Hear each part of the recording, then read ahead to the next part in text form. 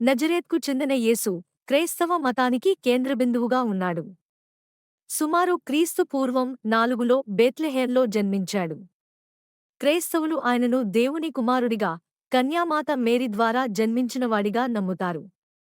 నజరేత్లో పెరిగిన యేసు సుమారు 30 సంవత్సరాల వయసులో తన ప్రజా సేవా కార్యక్రమాన్ని ప్రారంభించాడు.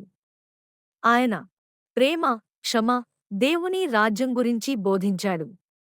12 మందిని శిష్యులుగా నియమించుకుని అనేక అద్భుతాలు చేసి బడుగు, బలహీన వర్గాలపై సానుభూతిని చూపించాడు. యేసు బోధనలు అనేక మందిని ఆకర్షించగా, కొందరి ప్రతికూలతను కూడా కలిగించాయి, ముఖ్యంగా మతాధికారుల నుండి. చివరకు యేసును అరెస్టు చేసి రోమన్లచే విచారణ జరిపి సుమారు క్రీస్తు